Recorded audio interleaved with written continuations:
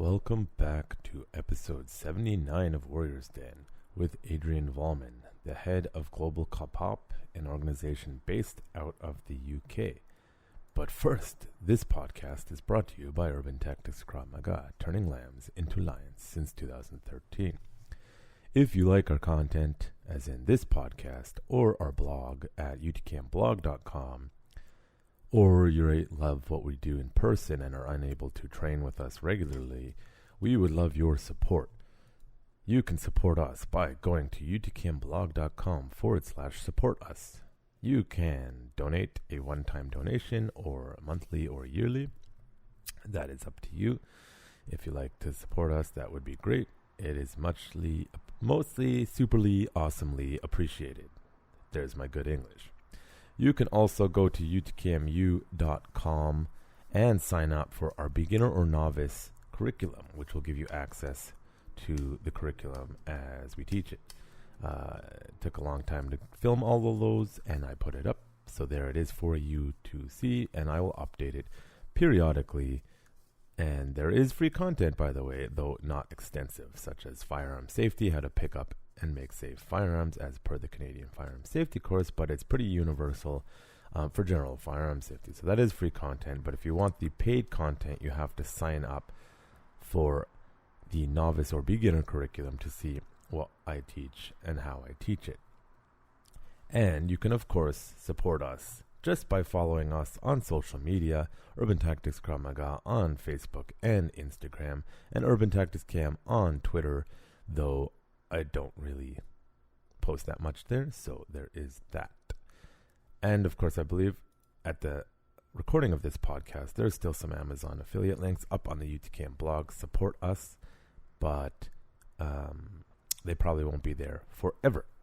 Now, if you're in person and able to train with us and want to train with us, then you can do so by checking out www.urbantacticskm.com.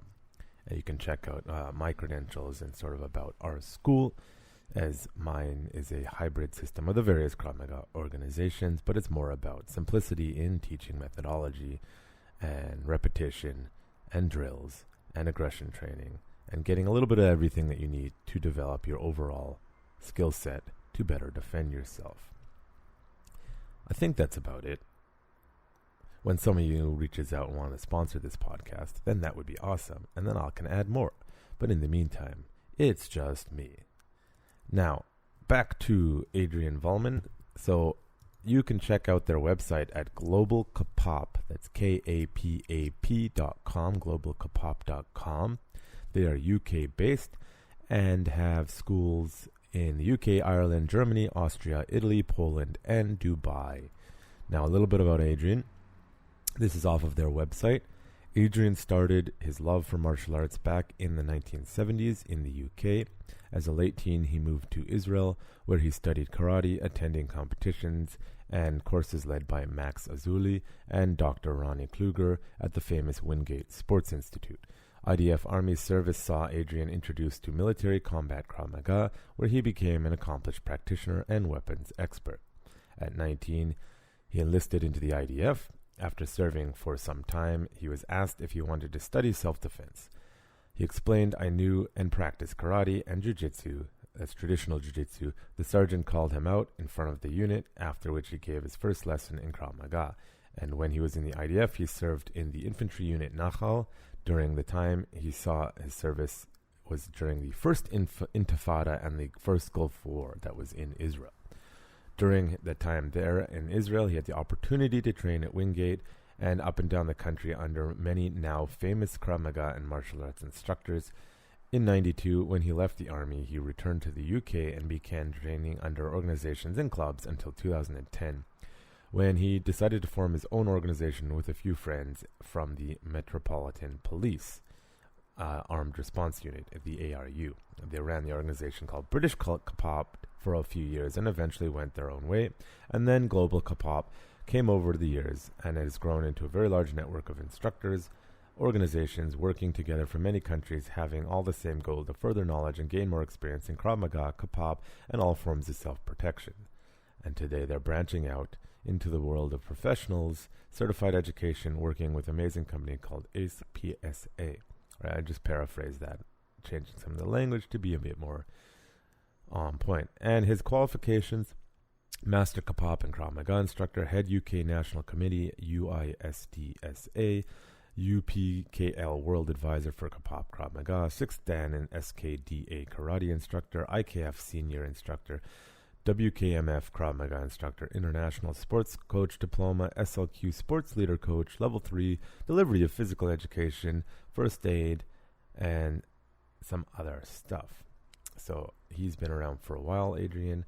And what we talked about in this podcast, for those who listen regularly, I did not go off on political rants today. We didn't talk about the generic stuff, but we kept it mostly on point. Use of force, our experiences in the military. We both served many decades apart, of course, in the IDF, in different units.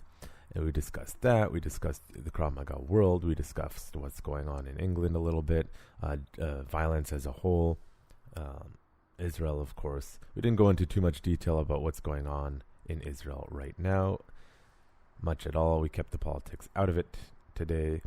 And general our thoughts, as well as I asked him about his thoughts on American policing and general police. And surprise, surprise, even in the UK, the consensus is police don't get proper and significant training, usually due to politics and bureaucracies. But I'll leave it up to the podcast. So this is episode, what did I say it was? Episode 69, I think. Anyways, 68. It's with Adrian Valman of Global Kapap. And if I screwed up that number, oh well. Krav Maga is not just a self-defense system. It is a way of life. Warriors Den is a podcast for Kravists, fighters, martial artists, warriors, politicians, and general citizens. Consider this. The society that separates scholars from its warriors will have its thinking done by cowards and its fighting done by fools. Lucidity. Your host, Jonathan Fader, talks to guests in an open and uncensored format about their fights, their philosophies, and their lives. No topic is taboo, and the conversation may start in one place and end in another. As the quote suggests, you cannot separate the warrior from the politics and the world around them, as a true warrior must be a student in all forms of art and science.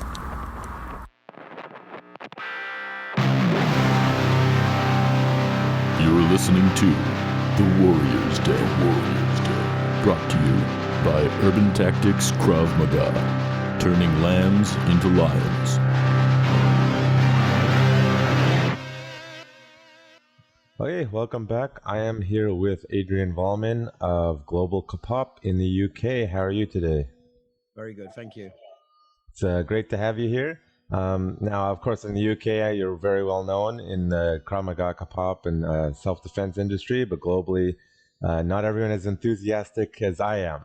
So let's just start with your martial arts background, how you got into Krav Maga and also karate, I believe, right?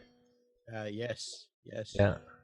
Okay. Well, I started probably about the age of 10 or 11. It started with bullying at school, and I kind of got invited to a local judo club, which back then was very quiet. It was very under the table. I'm going back to middle 70s in a little town called Woodford. Mm. I joined the club, and it kind of started from there. Yeah. Yeah, and you ended up in Israel at some point, right? A few years later, right? A few years later. Well, I mean, okay, so let me explain. I studied judo and then went off to karate after watching an exhibition in the 80s. And in the 90s, I volunteered for the British military, but they turned me down because of my height. Yeah, I can relate the height. and yeah, I know you can. And my mother, surprisingly, I came home very upset after spending 2 weeks running around for a course which they allowed me to do. And at the end of 2 weeks, even though I passed, 150 people joined. There was about 40 of us left. They said, "Well done, you've passed the course, you've done the 2 weeks, blah, blah, blah, but we can't let you in because you're too small." And I said, "Well, why didn't you tell me before?" And they said, "Those are the rules."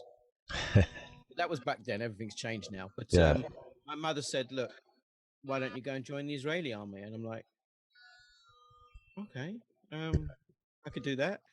I went to Golders Green. They put their arms out and they said, come, you can join. 6 weeks later, I was joining. I Yeah. was 2 weeks. I was flown out to Israel, taken to a kibbutz in the north of the country, and a few weeks after that, I was joined. What year was that? Just for some context. I joined in end of '86. They're still in southern Lebanon at the time, Yes. right? Yeah, okay. My history is a little rusty. I haven't looked into it in a while. They were But still there. Yeah. yeah, Did a couple of tours. yeah, a little bit more exciting back then. When I served. Which unit were you in? Nachal or? I started off as Nachal, yes. Yeah. Yeah. Oh, just infantry or? I started off as standard infantry Nachal, and after that, I went into Nachal Sanchanim, paratroopers. Back then, it was very different, I'm sure, than it is now. Yeah. But that was the opportunity you got given, as an olim, somebody who'd come from Israel from outside. But yeah, it was interesting. I also got the chance to go off to Wingate when, interesting story, after about a year and a bit in the military, we were doing a training exercise and one of our sergeants from South America called us out and we were all on the field and he said, does anyone know self-defense? And stupidly, I put my hand up. I said, yeah, I do. And he said, okay, come show me what you've got. And before I know it, I was having my first lesson in Krav Maga. Yeah. Which I absolutely fell in love with because it didn't matter what I did. This guy just hurt me so bad. So I requested that I go off and train. And that took quite some time before that came back, but it eventually did. And I was very lucky that I got to go off to Wingate, which again is very different from what people understand. Wingate has two sides. It has the military side and the civilian side. I'm not sure if that's still the same today, but from what I understand, it's very similar. Yeah, I believe it, like when I was there, it's like you had like, say, if you wanted to get a sports institute degree from the universities, you can go there, and then you had the military base there as well. Yeah. I was there once or twice, not for Krav Maga, just for various, like, there's that infamous sand hill that I hate. I actually did that last year. Not last year, year before COVID. I actually did that with a meet. Yeah. That was fantastic. Which was we were joking because I said I haven't done this for 25 plus years. Actually it's a lot longer than that. But anyway, I said 25 plus years, and he said it'll be no problem. It's the same it's always been. Yes. It was interesting. So you started learning Krav at Wingate. How do you go from that all the way to the head of UK? Okay, well, I started learning Krav. Krav is very different to what people realize in the military. It's not, you don't learn for that long. It's a very short, sharp course. And then you put back in the real world. You either become a madrich teacher or you just study it. I wanted to become a teacher. At that time, I was never good enough to become a full-time Krav teacher. Skill-wise or like teaching methodology? I think probably both, to be quite honest with you. I'd like to say skill-wise, but I think it was probably both. I was good at my job in the military, but I wasn't an amazing teacher back then. I'd studied martial arts for years, but, just because you studied martial arts, it doesn't make you a good teacher. So I started to go off and try and do as many courses as I could to understand what it is to be a teacher. That's been a journey, but I'm still learning. Again, at that time in the military, I was very, very lucky. I met some amazing people, some big famous names now. Back in those days, they were well known, but not like now. So I got to study under quite a few people, and it was a good experience. It was a good experience. Yeah, glad you had a good experience. My experience was not the best. I don't know if it's because of me or because of Israel. Yeah, I'm talking about training and learning. Not all the experience in the military is good. I don't think anyway. Unfortunately, I was in the first. I mean, with everything that's going on at the moment, I was in the first Intifada. Oh yeah. That was not so nice. Yeah, I would imagine. So I was fortunate, I suppose. I mean, it's not what every young guy goes to Israel. You're looking for. I want to go action. I had actually similar sort of story is I wanted to, when I was like 16, I tried to get in the Canadian military. But as usual, bureaucracy and people dicking around and all the recruitment officers didn't really care. And I couldn't get to the right person to get me in. And it just left a bad taste in, not that I got rejected, it's just like a bad taste in my mouth. And then when things weren't going well for me here when I was like, I don't know, 21, I was like, hey, screw this. I want to join the military. It's something I've always wanted to do. I could have tried to do the Canadian one again, but again, there was that. I could have actually probably tried to do UK because I do have citizenship, but I was like, you know what? As a Jew, I'm going to go to Israel and let's see. I learned a lot from that experience, but the military, for what you think it's going to be, it never is. And then I happened to be right after I think Operation Castlet, and right before, or was it before? I was there 2009 to 2011, so I was right in between everything. So it was mostly, I honestly did mostly policing work in the West Bank, even though we're not trained for it at all. And lots of rocks, lots of riots, lots of tear gas, and that was most of my experience. Sleep deprivation, no, that's standard. So in that sense, but it's like, it just depends if you're there right now. Obviously, it's craziness right now. It's craziness. I was just speaking to some friends today. It's craziness. I mean, I was there in the Gulf War. I was there at the kind of, not the end of the Lebanon War, but everything that was cleared up afterwards. Yeah. I was there in the first Intifada, and it was just, you went from one place to another. I mean, I went from things like, guarding a border crossing in Jordan to a few days later, you're on the border of Gaza about to go in. It was just, you never knew where you were going from week to week. Yeah. So it wasn't all good. But it was an experience. It was an experience that I still am able to use till today. I mean, I travel around the world, and I work with specific border guards or specific military units or police. We do a lot of police work, and all the training I had back then is still, obviously weapon work has changed slightly, but the training itself is still the same. Yeah. Now, I think you're actually a little bit shorter than me. And if I had problems in the military with my height, I imagine you had. Like, for example, when you have to carry the alunka, the military cot. I was so short, you can't reach it. And you're like, I'm trying to help you guys. They usually just put me on it. Do you have a similar experience? I was either put on or put in the middle. Yeah. So if you're in the middle between the two guys, you're trying to, most of the time you're being carried, Yeah. Your feet are off the ground. Yeah. But God help you if you let go. I mean, there was a lot of things that were hard, but you got round it, Yeah. And there was always a way to get round it. But, and if you were lucky enough to be put on it, just hold on tight and enjoy the ride, Yeah. I mean, I found that, like, I'm not physically gifted at all, and I have to work harder than a lot of people, and I was always the guy in the back, and I'm always trying to keep up. You put weight on my back and then tell me to do forced march, my body is like, I hate you. I was like that at first, I must admit, and then I decided to change. Yeah.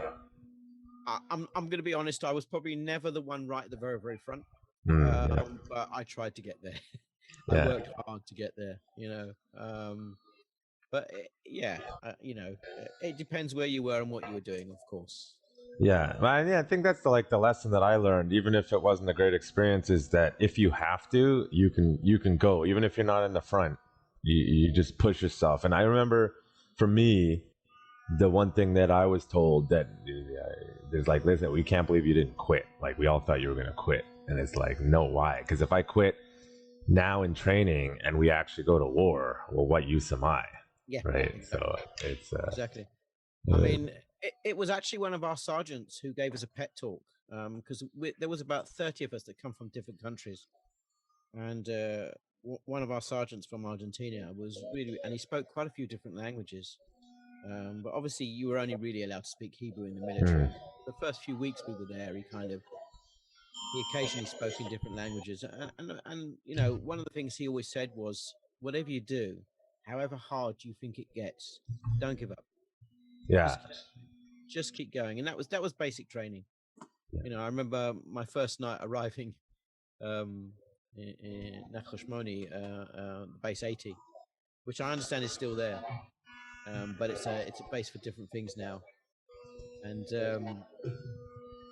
there was about 120 of us, 130 of us, all in all, groups of Olim Khadashim from different countries and the Israelis, all put together, and we were all told, go and put all your bags over there in a big pile, and everyone just.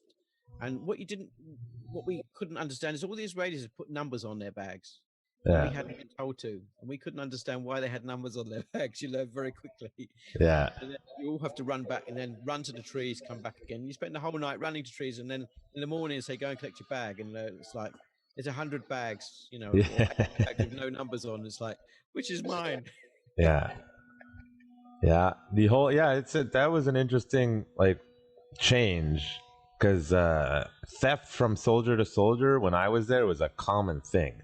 And when I was there, you would get someone who used to serve in the U.S. Marine Corps or something, and they came to the Israeli military, and they quite often had mental breakdowns because they just could not handle from that super structured military to. It's like it's every man for himself, but it's not every man for himself in the IDF, and it's a very different world experience. I think I don't know what it was like back in your day, but it was probably a little bit more structured. I mean, I'll be honest with you, the last few years I was there was a lot of changing. I mean, when I first went into the military, Israel was 2 million, just under 2 million people. And then towards the end, we had the influx of the Russians coming in and a few other groups coming in, and it went from 2 million, I think, to 5.5, and then it went up to 6. And the influx we saw coming into military was massive. And lots of things. I think it became very, very big, very, very quickly. And I think a lot of the powers above weren't really sure how to cope. So there was a lot of things that started to, I wouldn't say go wrong, but there was a lot of confusion.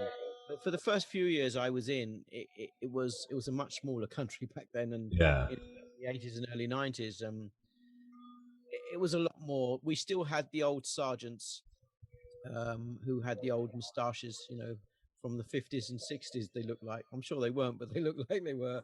Go around with a big long moustache that they twiddle at the end, and with their yardstick. But towards the end of the military, they all seemed to disappear. They all died out, and it was an experience. I think I was at the end of seeing the old style Israeli military, and then I kind of towards the end when I was leaving, I think the Israeli military changed to a much more modern. Yeah. Well, I think it's what I experienced is they tell the story. They still act like it was probably when you were in the military, but it doesn't. They tell the stories, and they're like, "This is how we do this," and I'm like, "You're not doing that." They trot out the war heroes every year, and I'm like, because the difference was from then to now, I think, is it was really about survival.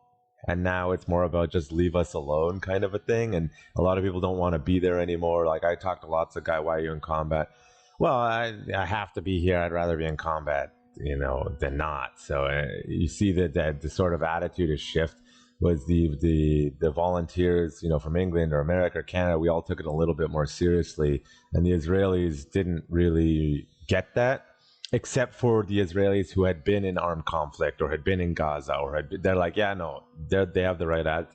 Me and the foreigners, we all used to go buy knives and carry knives on, and they don't give them to you there, right? And the younger Israelis are like, what's wrong with you? And I remember having one of our second lieutenants be like, no, there's nothing wrong with them. There's something wrong with you. They know what they're doing. Yeah.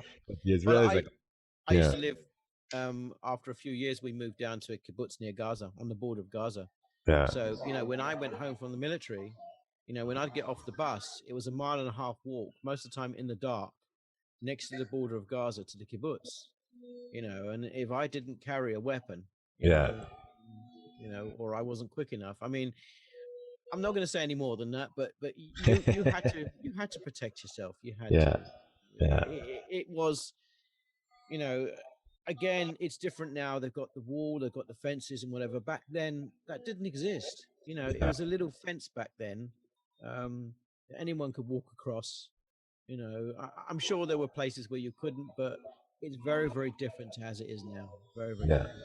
Yeah, for sure. Now, so you do your military service. Do you stay in Israel or do you go back to the UK? After military, Yeah. after the military, I came back to the UK. Um, um, I settled down here, had some children here, and I kind of live here now. But I try and go back to Israel if I can, nearly every year for training to see old army buddies. I have family that live there. Hmm.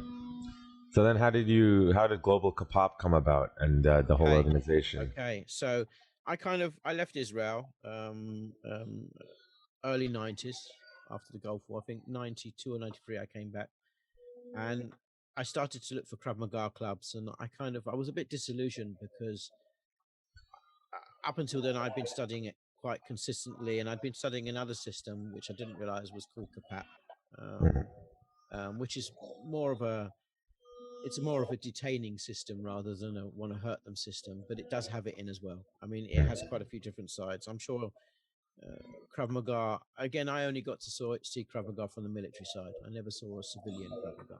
Mhm. But I came back to the UK and I wanted to find something, and I just couldn't. Every club I went to, it was all fancy stuff.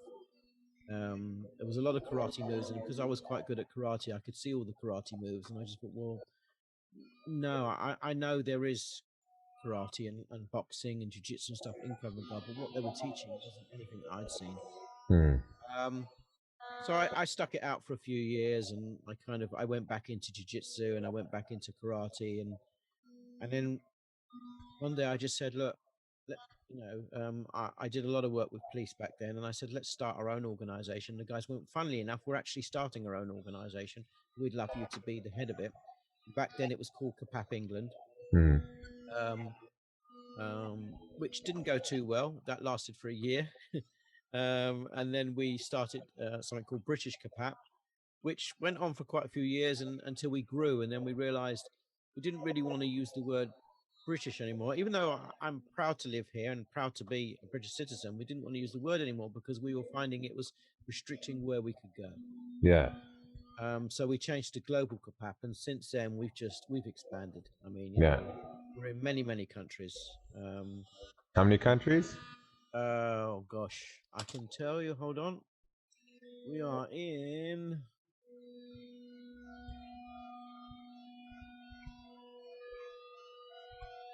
UK, Ireland, Germany, Austria, Italy, Poland, Dubai, Singapore, and a few others that I can't Yeah. really. Yeah. They're the main ones we actually have clubs in. Yeah. We were the first organization to be allowed to officially hang the Israeli flag in Dubai. Oh, nice. That's a big Yeah, it's accomplishment. fun. I Yeah. mean, obviously, there's now ties between Yeah. Israel and Dubai, and most people don't realize that, but there are ties. Yeah. And everything, but really proud of that. But yeah, we've been to other countries like Indonesia that don't officially allow Israelis to come in. Yeah. Yet I arrived on my British passport. I was met by the head of the one of the mosques in Surabaya, who hugged me and said he was so proud that I was there, and I was quite shocked and surprised Yeah. actually, But it was a great visit. Yeah. So yeah, I mean, we've been to quite a few places. We have lots of clubs, and we've done really really well, and and we're still going. That's We're good. still there. That's like every Krav Maga Kapap organization's dream. I want to be in multiple countries, and then you can play out the battle of who's got more clubs where, and we're the biggest. Well, that's the thing. When I first, it's funny because a lot of the other guys, especially some organizations, have never really politically have not been happy with what I've done. Yeah. In what sense? The fact that I've done quite well. Oh, well, yeah. It's upset a few people, but I never intended to be this big or have these many clubs or whatever. I always said we have a board of members who've been with me since the beginning now, and they're now on the board. And I've always said to them, I started off small, and I just wanted to grow slowly. I was never interested in becoming really, really big, really, really quick. Lots and lots of clubs. I've never done that. We still don't do that. But for 11 years now, we've been very successful, growing slowly, and we've built a reputation. And it's got to the stage now where, yeah, unfortunately, we have got involved in politics sometimes. Don't like to, but it happens. Mm. We have peed a few people off. It happens. But the contracts we have and the work we do is very professional. Yeah. We also have a company that works behind us. That we have 2 awarding bodies, so we supply professional courses through our organization with awarding body certification. So this is certification that's valid all over the world. So we, as an organization, we've done very well, but we don't go onto the rooftop and blow a horn and say, look at us. Yeah. Yeah. I mean, it's similar growth. Like what I want to do is, if you grow too fast, you end up as almost a McDojo. And it's Yeah. one of my biggest.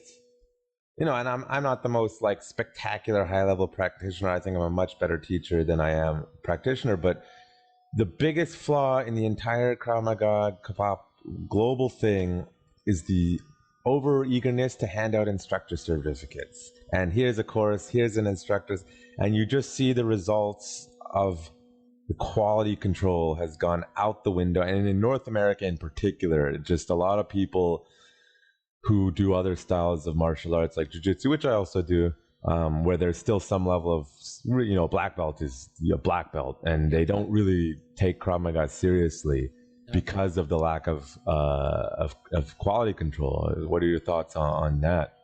Without getting too political. Well, I'm not going to lie. When we first started, we did exactly that.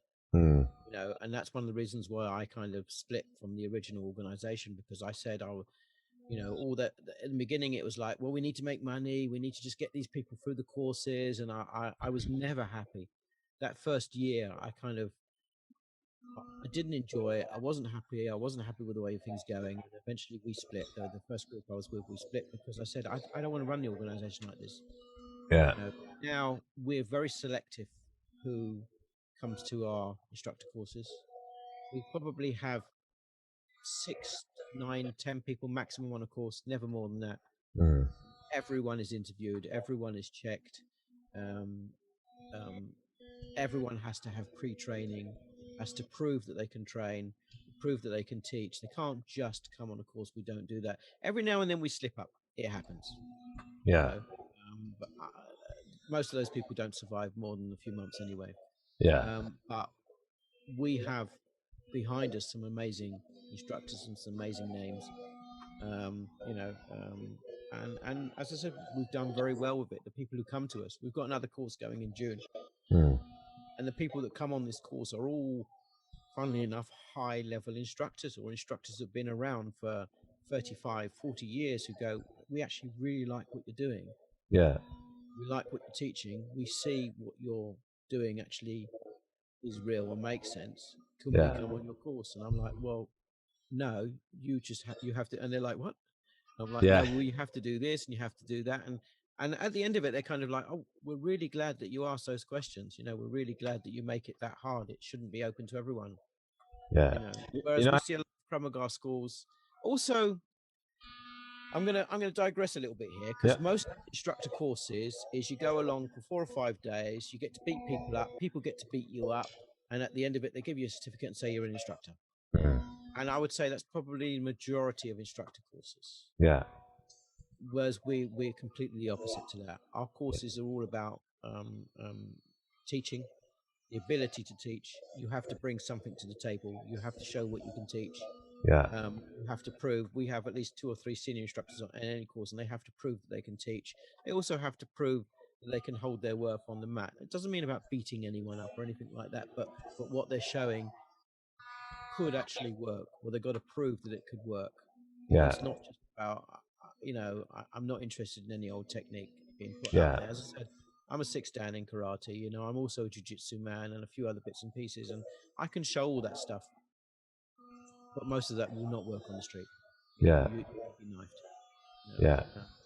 Especially in the UK. We can get to that. I actually had a similar experience. Like, we're not, like, I'm not a big school. Vancouver is not a good place to teach Krav Maga if you want to make money. But when Commando Krav Maga was blown out of the water, and a few other instructors from international instructors came here, they did some instructor certifications in Vancouver. Everyone was trying to because Vancouver, where I am, for whatever reason, is where Commando Krav Maga was based out of in North America. And when Moni Yazek was proven to be a fraud and all that shenanigans, people were searching around for something. And at the time, we were the only school running a legitimate program, not just teaching Krav Maga, but running a program. And I had people who've been doing it longer than me come say, "Hey, we want to work with you. Can we get certified as an instructor?" And I said, "Yeah, sure, but you have to go through our program. You need to go through the ranking at the very least, so you understand how to rank other people under our system. And you have to go through this instructor course, which is a lot of theory. I teach a lot of theory." Yep. And guess what response I got? "No, I'm not doing that." Yeah.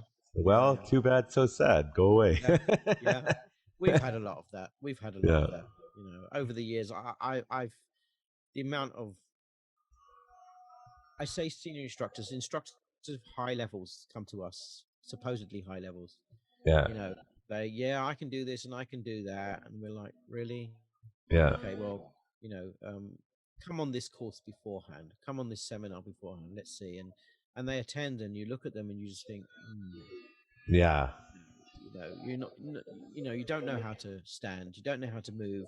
And you can, just as a martial artist, let's say, you can see how someone else can handle themselves just by, as soon as they get on the mat. We call it on the mat, whether it be on the floor or mats or whatever, but as soon as they come on and they have to handle themselves against somebody, you can just see straight away this guy is either experienced or he's not experienced. Yeah. And then you listen to how they talk, and for me, they're the two main things. I'm not interested in how big he is, how many muscles he's got, how hard he can hit. There's always someone that can hit harder than you. I'm not interested.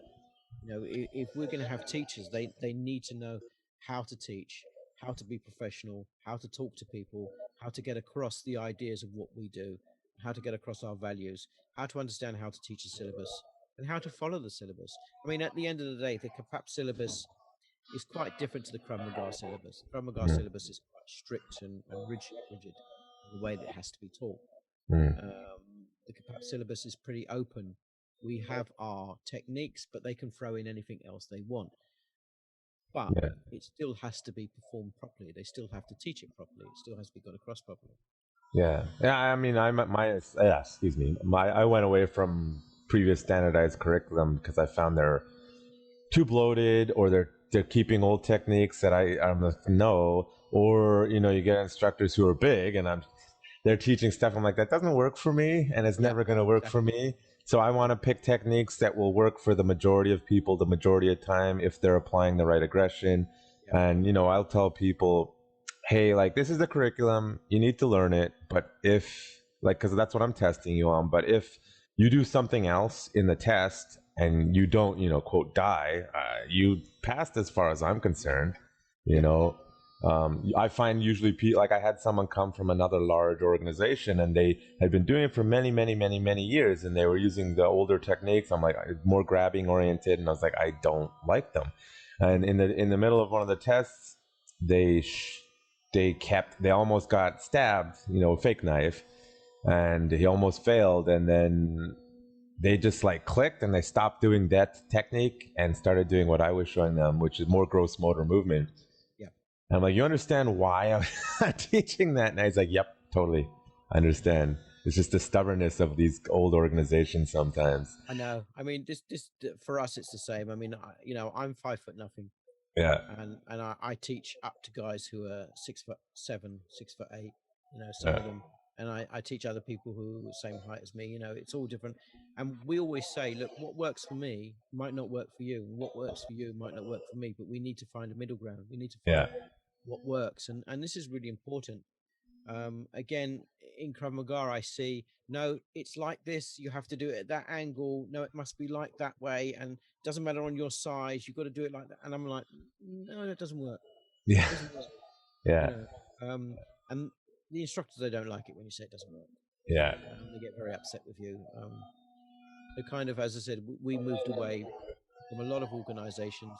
We're slowly, no, should I say, they're slowly coming towards us. It's not the other way around. Um, um, I'm a little bit stubborn. Yeah. Way that I believe, look, if you can show me the technique working, we'll practice this and we'll do it under stress. Yeah. If you can show me your technique working, I'll adapt. Yeah. But if you can't, I'm not interested. I don't Yeah. want to know. Yeah. I'm teaching people to save their lives. I'm not teaching people, a traditional art where they go home and they don't actually use it. This is, I mean, God forbid anyone should be attacked. But a prime example is a student of one of my instructors got attacked a few weeks ago. Mm. It was on the local news. Well, he didn't get attacked. Sorry, a schoolboy came out with a knife and tried to attack one of the teachers, and he blocked it. And he stopped them, put the boy down. He got cut on his arm, cut on his hand, but he controlled the knife, stopped the other teacher from getting killed. Mm. And the police were involved, the newspapers were involved, the BBC was involved, so on and so on and so on. But he did the right thing, and we always say, you will be cut. It doesn't matter, what's happening. No one's a superhero. If someone's got a knife, you're going to be sliced, cut, whatever. But if you're sliced and cut, most of the time you'll survive. Mm. If you're stabbed, you probably won't. Yeah.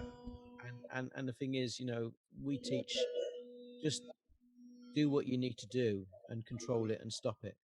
Yeah. The quicker you can stop it, the quicker you can stop a knife, the more chance you've got of survival.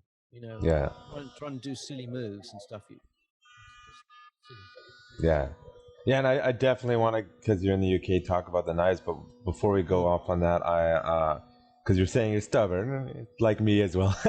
How did you get involved with the IKF, the International Kapap Federation? Okay, so that's it's not such a long story. I used to be under another Israeli instructor who I broke away from. When I broke away from him, he wasn't a happy chappy. Surprise! Surprise, surprise. I don't want to mention any names because that's wrong. But I discovered a meet, and then I knew about Chaim Pier. I knew about Avi, and Avi broke away from Chaim. It was quite a thing, and a meet kind of appeared on the scene, and he's kind of like the new boy. I mean, he's very good. I say new boy. I shouldn't say that. It's very rude. But new man, very, very good. I mean, Yeah. he's amazing. He's young. He's fit. He's athletic. He's got Boy, everything. is he! Yeah, he's got everything that most people want. I've always admired Chaim. Going back as many years as I can think of, I've always admired Chaim. The guy is just a wonder. I mean, he really is. Every time I train with him, it's just an experience. Yeah. But yeah, I went to them and said, look, I'd really like to be part of your organization and blah, blah, blah. And they were like really happy and said, look, obviously Chaim must have done his homework because he seemed to know quite a lot about me. And I can't imagine he wouldn't have done, especially being the rank he is. And so, yeah, they accepted me. I trained with them for quite a time, and then, they wanted me to come and do an instructor course, which I was a little bit reluctant. Again, that's my stubbornness.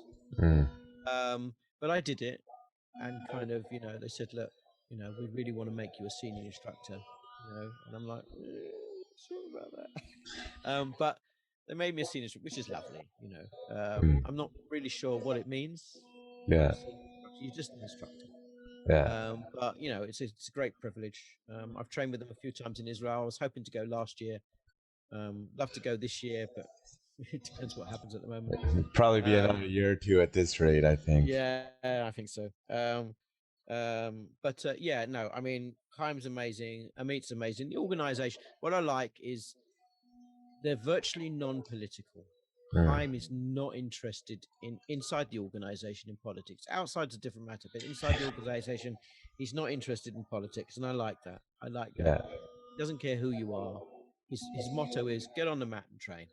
Yeah. I don't care who you are, how old you are, how young you are, how fit you are, I don't care. Get on the mat and train, and the meet's the same, and I like that. I like that attitude. And when you get on the mat and train, you meet people from all over the world, and a lot of them are better than you. And I also like that. I hate the fact that people kind of It was going, oh, I hate being called master to start with. Yeah. I hate it. Yeah. And everywhere I go, they call, oh yeah, master, lovely to see you. And I'm like, yeah, right, okay. Yeah. So when I can actually train and someone slams me into the ground, I'm like, yes, this is me. This is what I like. It Yeah. doesn't happen too often, but that's what I like. Yeah. It gets harder as you get older, Yeah. but that's what I like. I like to train. I like to teach. I love teaching, but Mm. I also occasionally it's really good to train and to find someone who's better than you, and then try out what's working, what isn't working, and I Yeah. like that. I like Yeah, that. that's I'm that's always that's learning. the instructor trap. When you start teaching, you stop training a lot of the time, you know, and it's a challenge. Like, for me personally, like uh, Krav Maga is my passion, but Brazilian Jiu Jitsu is my love. Right now, I'm training Jiu Jitsu mostly because I'm just teaching Krav right now and developing as I go along. But I train Jiu Jitsu all the time. And in jiu-jitsu, you know, you get those young stud athletes coming along. It's quite the challenge. And then, you know, you got to refine and get better and figure out how to survive and just keep going, right? And then no ego. At least at the gym I'm at, there's not too much ego, so we That's good. But then most of the BJJ clubs I've been to, there isn't that much ego. yeah. It's quite interesting. When they seem to do their fights, there seems to be a lot of ego when they're going to do competitions. But in the Yeah. actual clubs, I've noticed. I have been told off a few times though, because I come from a traditional jiu-jitsu background called Yeah. Kobuka, Yeah. and there, we bite.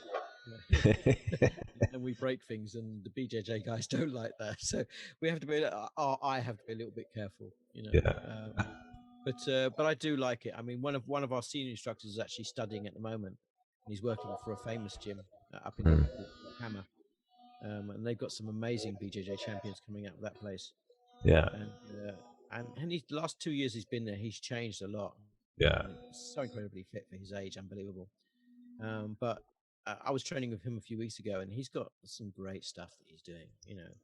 Yeah. Opened my mind once again to what we could introduce if the situation is that you went to the ground. Yeah. Because most of our groundwork is very, very nasty, Yeah. very quick, very nasty, and really hurting them because you're Yeah. in the worst possible situation. Yeah. But anyway, Yeah. Ground I stuff digress and once Krav. again. Sorry. Sorry, can you hear me there? Just cut out there for a sec. Can you hear me? I can hear you. Yeah. Oh, I just Can you hear me? yeah, I Yep. can. Cool. Yeah, just a signal. Okay, I kept back in. Yeah, ground stuff and Krav, you know, don't go to the ground, don't go to the ground, don't go to the ground, stay off the ground. And I found it created a weakness. Yeah. And with the rise of Brazilian Jiu-Jitsu and publicity of wrestling, and I did a Jiu-Jitsu seminar in Hawaii with a very famous female Jiu-Jitsu practitioner, and I just watched them like destroy a bunch of black belt males, and I'm like, man, like if you get on the ground with someone who really knows what they're doing, I mean, you might be able to get them in the eye, but once they realize what you're doing, it's over, right?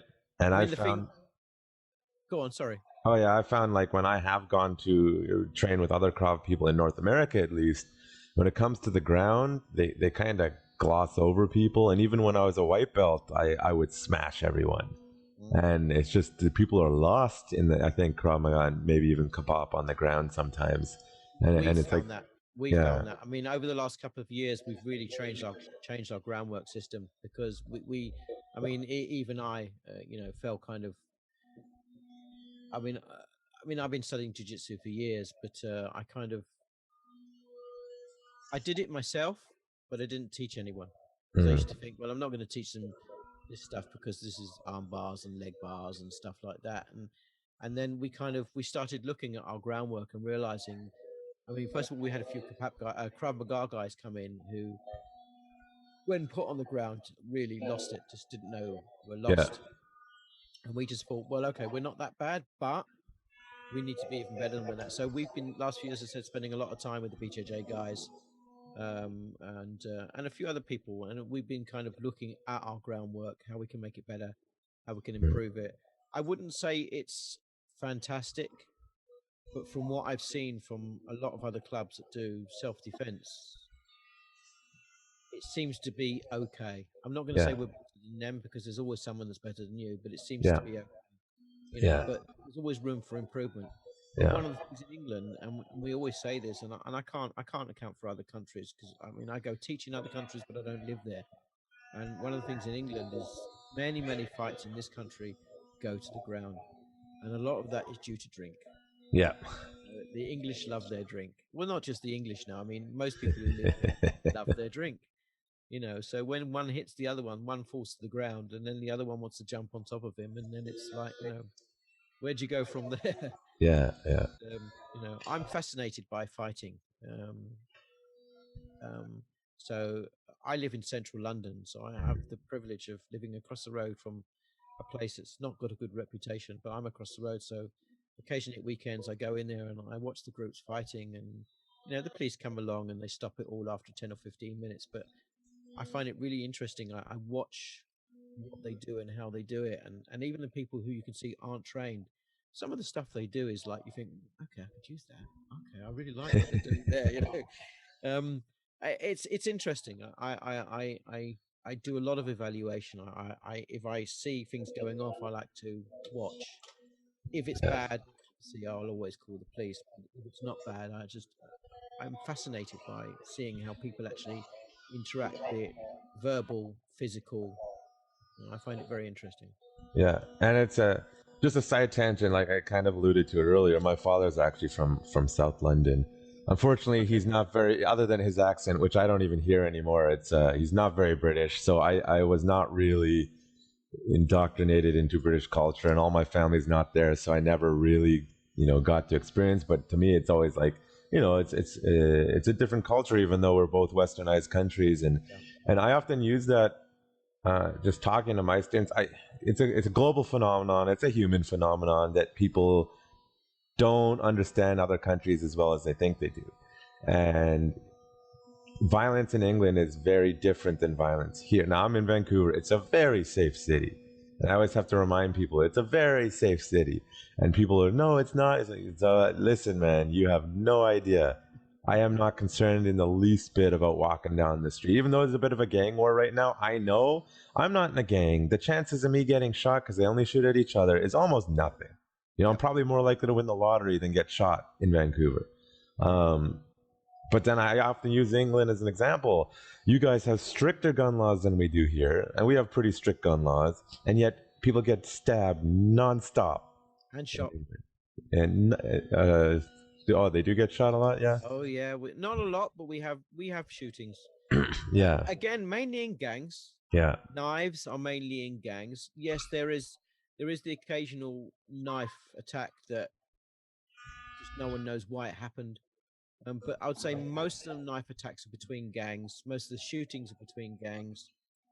Um, if you're unlucky enough to be in the middle of it when it goes off, or close to it when it goes off, then you're unlucky.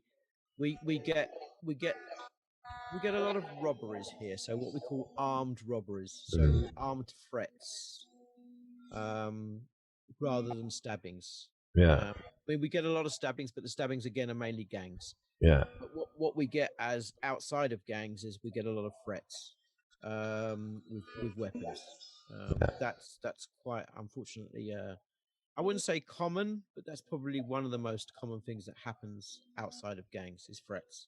yeah, Not too many stabbings outside of gangs. Cuts, maybe they might cut you and then take your wallet or your phone. Um, um, Outside of gangs, we don't really see guns. yeah. Uh, Yeah, I mean, Canadian gun culture is more about the hunting and sport shooting. Like we're allowed to have guns. There's a process. It's not like the Americans, but you get people terrified of it, and it's just it's always interesting culturally the way people view violence and what's acceptable, and why would you want that, or how could you do this? Now, obviously, America's culture is influencing the world, I think, in ways that are annoying for me, but what's sort of the British attitude right now on like use of force for policing or for in general bouncers, or because it's very different from country to country, I find. yeah. So here for the last, I think probably I'm not sure how many years, we have something called an SIA, which is a standard industry authority. It's a license. Anyone who Mm. works in the security industry must pass this course to have a license. And to be quite honest with you, the course is very simple, very, very Mm. easy. It's all about de-escalation. Yeah. There's some basic techniques you learn, but it's about de-escalation. But if you hit somebody, you lose your license, and if you lose your license, you're no longer working. Mm. Whereas 15, 20 years ago in our security industry, you Yeah. didn't need a license, and all the doormen used to hit anyone they could, Mm. and it was fun for all. So that's all changed. Yeah. You still get the odd doorman, who wants to hit someone, and then they take their job in their hands because if they lose their license, that's it. Yeah. But in the security industry, things have got better. Yeah. Um, yeah, as far as laws are concerned, um, I mean, we do actually have pretty strict laws here. I wouldn't say everyone adheres to them, Yeah. but everyone knows them, and majority of people within reason try and keep within them. You're not supposed to carry a knife. Yeah. If you are carrying a knife, it's either for work or for fishing or something like that. It's got to be under, I think, 3 inches in length, and you've got to have a permit to carry it or a reason why you're carrying it if you get stopped. Um, if you get stopped, the Yeah. possibility of you getting stopped is quite small. Um, but that's about it. Guns are legal. All weapons are illegal Yeah. in this country. I mean, every form of weapon. Yeah. You know. But then most people don't realize, like when I teach people, well, actually, this pencil is an amazing weapon. Yeah. What? Oh, yeah. Just say John Wick with the pencil. Yeah, and then when we have women coming to I sometimes get them. Especially we have seminars on self-defense for women. We bring a lot of guys in to kind of hit them and batter them, and in a nice way. Yeah. And we always say, have a look inside your handbag or your purse, and it's amazing what weapons when we say, but that's a weapon, and the shock on their face when they realize that their handbag has more weapons in it than your average thug carries on the street. Yeah. Yeah. Um, but yeah, on the whole, um, my personal opinion is England is actually quite a safe place. I mean, yeah, we have a lot of problems, just like every place, every country in the world. We have a lot of gang problems, but outside of the gangs, it's not so bad. You can walk down the street without having to look behind you every 10 seconds. We teach awareness. We teach all our students to be aware, but not to be paranoid. Yeah. You know? But yeah, I mean, things happen. Things happen in every country. But on the whole, I would say it's probably a relatively safe place. But then that's me talking, coming from Israel. I would Yeah. say it's a whole different ball game altogether. Yeah. Well, And it's still a safe place. yeah, it's funny you say that. Like when I was in Israel, even as a civilian, like say in Tel Aviv, I actually felt safer there in general than a lot of other places that I've been. Yeah. Even there's places in Vancouver that are more, I'm way more alert than I would be walking around in Tel Aviv. Obviously not right now, but yeah, I know. I mean, we have the same in London. Yeah. There's a few cities in England that have certain areas that are no go, and like Liverpool, certain areas, London, certain areas, Manchester, certain areas. But as a tourist, you wouldn't never go to those areas. You wouldn't even know about those areas, And if you live there, you know what the rules are. mm, So that's just, but I'm sure that applies to nearly every single country. yeah, as in general. So what Yeah. from your perspective from the UK and you guys sort of attitudes, what are your thoughts kind of like what's going on in the States, like the Derek Chauvin case and all the other like high profile cases? Because I think it's just really interesting to get different perspectives from, all over the world when it comes to UK force. Yeah, I only know what I see on the news, obviously. Yeah. I mean, I've got a few friends in America that I talk to, but we see a lot of stuff on the news, and I think a lot of the news, again, I can't talk for every country, but I think a lot of the news in this country is quite biased. You think? Yeah. Not naming any names. BBC. Yeah. Anyway, I think, I mean, I'll talk one case, for instance. Again, I don't want to talk names or whatever, but, kneeling on someone, you know, when putting handcuffs on, and if they're saying that they can't breathe, they can't breathe. I mean, we teach handcuffs in our organization through a company called ICM. So it's all certified. It's all under police rules and regulations, and it's a no-no. You know, when you're arresting someone, you're restraining someone, you use, you know, whatever you need to restrain them, and then as soon as the handcuffs are on, you get them up, or you sit them up, or you know, you don't keep them on the floor.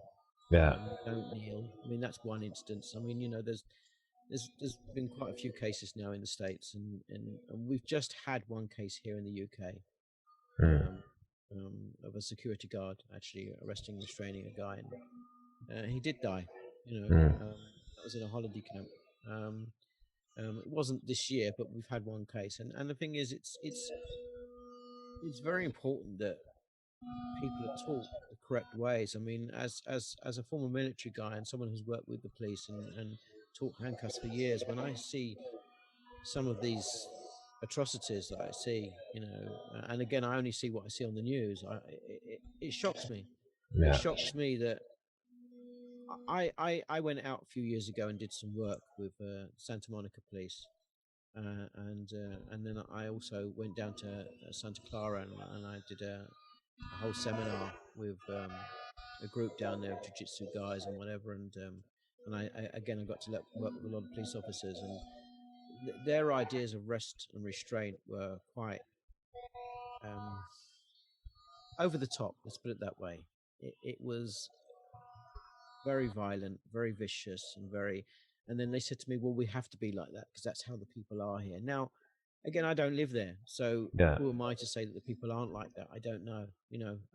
But I think training needs to change, attitude needs to change, but it needs to change at the top. Yeah. Unless it's going to do that, anyone underneath that chain of command, it's not going to change. You know, it doesn't matter how much people moan and complain. Yeah. You know, if the powers that be say, no, actually, you know what, we need to change how we do things. We need to change how we talk to people. We need to change how we approach people. Unless that happens, nothing's going to change. Yeah. Yeah. I think, I mean, I am not completely opposed to neon neck, depending on what's going on. I do teach it as part of the component, depending on how it's being applied. I mean, the consensus in that case is that was way too long. That was not acceptable. If you need to hold them down, absolutely. But there should be two officers there. Yeah. You know, one's holding him down, the other one's handcuffing him, and then you get him up. Yeah. You Yeah. either sit him up, you know, or stand him up, you know, or hold him up one either side, you know. But you don't leave. I mean, you never leave someone laying on the ground unless you've got no choice. Yeah. Now, we all know there was more than two police officers there. Yeah. So in that case, I'm a bit surprised that everyone allowed him to do that. I'm a bit shocked at that. Yeah. You know, because that's a no-no here in this country. It just it wouldn't be done. Yeah. It wouldn't, you know. Yeah, it's weird, like, because it depends who I ask in Canada and depends which police forces. Like, for example, chokeholds are not allowed, but carotid controls are. And it's like, anyone who knows there's no damn difference, you know? It's a legal thing. Yeah, we have officer safety training here in this country. And the thing is, the police are told, these are the things that you can use. But everyone knows when the shit hits the fan, you do whatever you can to control the situation. And if a chokehold just comes into play, it comes into play. Yeah. The most important thing is you control the situation. You know, you restrain the person, and that's it. Once they're restrained, they're restrained. But if you haven't restrained them properly, then your training isn't good enough. Yeah. But it's very rare that any police officer, including in this country, is ever on their own, unless they're off duty. You know, we've had a few spates in the past where they put single police officers on the street, but it's not so common anymore now. They normally work in twos. Yeah. It's, you know, I mean, we're getting like all the other countries now. We don't have guns. Well, we do. We have armed police officers, but most of the time they don't walk the streets. They're normally in armed police units in cars, or they're on embassies. But the officers that walk the streets, they all have the what do you call it, gun? Electric stun Yeah, a stun gun, taser. Yeah. Taser. That's the word I'm looking for. Yeah. They all have the taser. You know, a lot of them have the CS gas. In fact, I'm not even sure if they use CS gas anymore now. I think it's a different kind of gas they've got now. But because I know there were certain rules on that, or they've got the extending baton. Yeah. So anyone who's silly enough to go against that, then well, more fool them. Yeah. No, it's like my stance on firearms. I mean, I do think police should have them, but to me, it's a mentality shift of if you're pulling that thing out, it's because you're about to die, or it's life or death. Now, with that being said, they're not getting sufficient training with firearms or on armed combat to know I don't need to pull this out now, because they use it as a threat tool a lot of the time, and then they don't know what to do. Well, prime Either way. example is that is a few weeks ago, as you know, the soldier who got pulled over in a petrol station in America. Yeah, You yeah, saw that one by the two police officers, and he took his gun out, yeah, pointed at him and told him to get out of the vehicle. I mean, why would you do that? yeah, yeah. That case, I don't know. It's just Yeah, what. that was strange. I've never understood that. We were always taught in the military, if your gun comes out the holster, it's only to shoot. Otherwise, it Yeah, doesn't yeah, come out. Full stop. If yeah, it comes out, it's because you're shooting it. That's it. yeah, It's not for any other kind of weapon. You yeah, don't hit someone with it. You're shooting them. yeah, So unless you're on a range, and then you're practicing. But I think a lot of it is training. I mean, again, I can't talk for America. I can say here that the training here, you as a cadet, you get X amount of training. But once you've become a full police officer, you're lucky if you get 14 days a year training. yeah, Self-defense, hand-to-hand combat, how to use your weapons. It's very little. Um, we as an organization, we are attempting to get into the market to change some of that, but we're never going to be able to change it all. The police, we have so many police forces in this country. yeah, But if we could change it with one or two, we'd be happy. yeah, But it's resources, it's money. And the other thing, again, I can't talk for America. In this country, if a police officer agrees to go and do a course, let's say a hand-to-hand combat course, at the end of it, there's an exam. mm, If he fails the exam, that goes against him as a mark. yeah, So most of these programs are volunteer programs. You don't have to do them. mm, And for a police officer, if there's an exam at the end, and it might be the same in America, I'm not sure. If there's an exam at the end, or there's a possibility that they're going to get a mark against them, it's probably easier not to do it if it's a volunteer program. yeah. It's the wrong incentives then in that case. Yeah, Of course it is. I know things are different depending on what police unit you're in this country. I can't talk for all of them, and I have to be careful because I do work with them. I love you guys. yeah, It's not easy, but a lot of it is political. A lot of it is money. A lot of it is the powers that be. It's not the actual police officers themselves. I think I would probably go to say, and I'm sure it's in most countries, majority of police officers are good, law-abiding citizens who do a great job. Unfortunately, there's always a few rotten apples. yeah, And you get that in police, you get that in the military, you even get that in the Israeli military. yeah, It's everywhere. It's yeah. everywhere, unfortunately. And it's the few rotten apples that spoil it for everyone else. Yeah, I don't get asked very often. Canadian security, first of all, is a joke as a concept. It's observe and report. It's nothing more. But when I do teach security, or I do teach, police officers, usually it's private. Yeah, I'm never going to get a contract for nothing.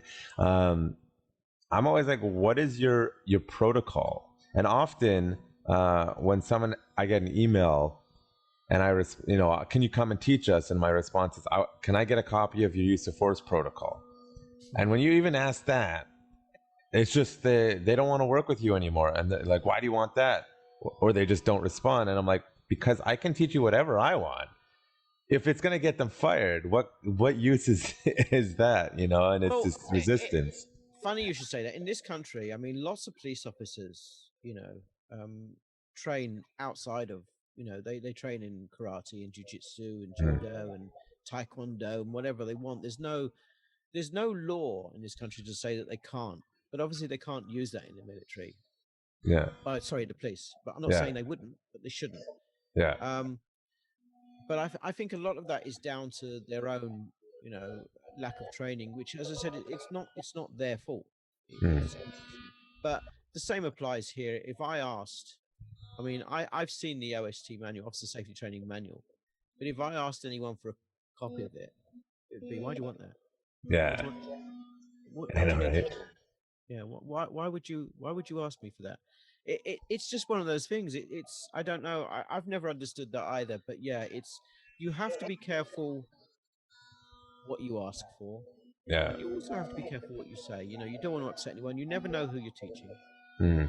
Up until now, most of our work has been private police officers, but you still don't know who you're teaching. You don't know what level he is. You don't ask those questions normally. Yeah. Um, The Sometimes politics. you don't even know they're a police officer until you're in the pub later having a drink, and he says, "Oh yeah, I'm off to work now." "Oh, what do you do?" "Oh, I work for." "Oh, okay, didn't Yeah. know." Yeah. You know, the other kind of work is different when you know you're going into work with them.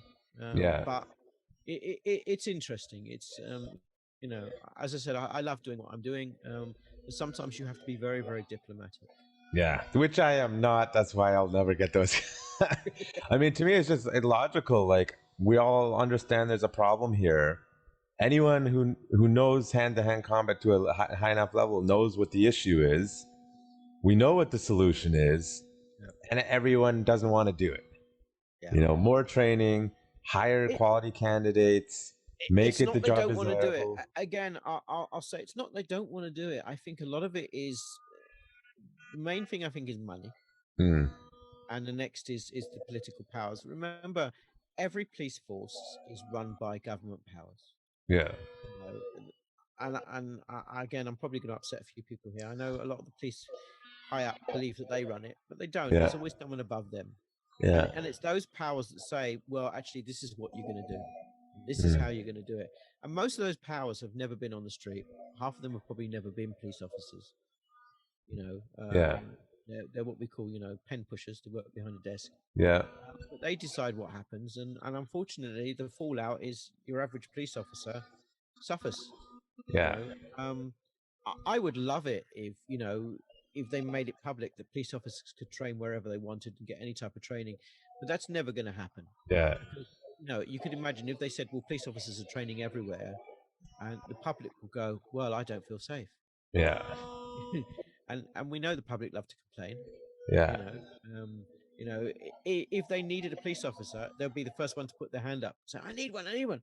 But if they see a police officer attending something else and he's using a chokehold to put them down or an armbar that slams them into the floor, it's like, "Oh, he can't be doing that." And it's like, yeah, well, you know, it's got to be one way or the other. I yeah, think, my personal opinion, I've been to Poland and I did a lot of work out there. You don't mess with the Polish police. yep, Okay? You don't mess with the Polish police. There is no, you know, we're going to put you in an armbar. You are slammed to the floor. You are treated badly, and you yeah, know you don't. And the Polish and the Russians, very very similar. yeah, I've done a lot of work with border guards, and I've seen how they train and what training they get. And they get quite a bit of training, and their training is very efficient. mm, Is the only way I could describe it. yeah, Down to their gloves having kind of knuckle bits built into their gloves, so yeah, when they hit you, it hurts. You yeah, know, so it's interesting. You know, if one police force can do it and everyone has total respect. I mean, if you see Polish police coming towards you, you know, you don't argue with them. yeah, You know, yes sir, no sir, free bags full sir. You know, and mm, if you've done something wrong, you're going to be, you know, punished for doing it. yeah, yeah, I'm not saying it's right or it's wrong, but everyone knows where they stand. yeah, Whereas in a lot of countries, and I think especially this one, the respect for a lot of police is gone. yeah, Because police don't know where they stand anymore here. You know, they're not allowed to do this, they're not allowed to do that, they mustn't touch this, they mustn't talk to this one, they have to be careful how they approach this one. And I think it's got to the stage where policemen just have gone, well, okay, you know what? I'll do the minimal job I can do, and that's it. yeah. I think that's dangerous, personally. Yep. Now, I don't know if you're tracking what's happening in Canada at all. It's No. from a policing because to do with COVID, it's Okay. very province to province, you know. And you know, if you hear, oh, the police in Canada are being Gestapo, well, in some provinces they kind of are. Now, if you're where I am, it's a very different. I'm in British Columbia. The attitude is, please don't make us have to work harder than we need to, Okay. and they'll kind of leave you alone. Versus, you know, in Alberta, the police have a very traditional, like the law, the rule of law is the rule of law, and the government has said this, and therefore it's that, and they're arresting people. Quebec has gone full on. I mean, they're French, so they're doing they're doing their thing. They're just full on like insanity with the rules. And like if you're a Canadian, you're like, I don't understand what to think because every province is different. Even if we have a federal police force, RCMP, but they're not everywhere, right? In Vancouver, they have VPD, and Surrey, they have RCMP, which is the federal, and even the RCMP are acting different, province to province. So nobody knows what to expect. And out here, some people will watch the news, what's going on in another province, and be like, "Oh my God, the police are going to do that." I'm like, well, I don't think so here, because that's just not the attitude here. And you're just seeing a wild variance of what is allowed and not allowed based on what the public is going to tolerate. Like here, I think a lot of people have sent some very angry emails to their politicians saying, I don't think so. While as in Ontario, they're like, yes, we need to stay safe. You punish everyone. And it's just whatever the public voice, who may not be the most informed, most of the time they're not, it dictates the politicians' decisions. And then the cops are stuck, in the middle, I think. And I don't think I'd want to be a police officer right now, personally. I mean, we had something similar in England 8 months ago when the government said, these are the rules. If you don't abide by the rules, you will be stopped. You may be arrested. And we actually had the police stopping people, in the park who were sitting down on benches because the government said you weren't allowed to sit in the park on benches. Yeah. And there was 2 or 3 older people sitting down because they were tired, sitting on a bench, and they were getting arrested. Yeah. And public were going, you can't do that. And the government said, well, those are the rules. Yeah.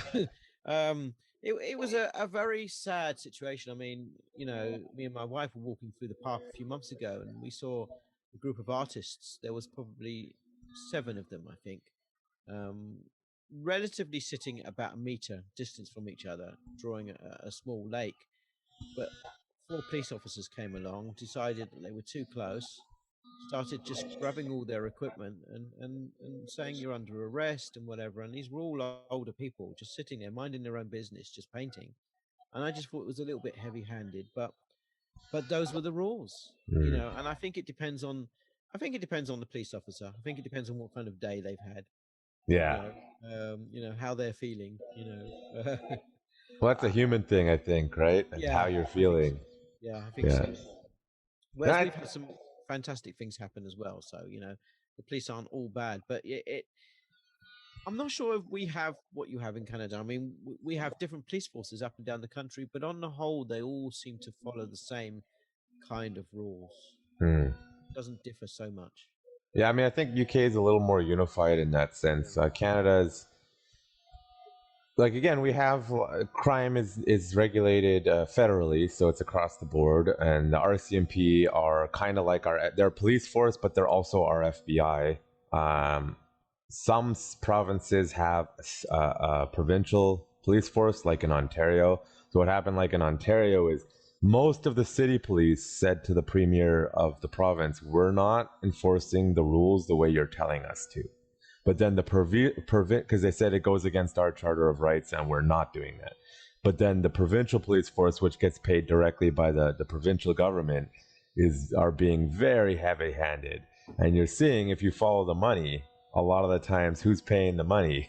Because in a city police, it's the city.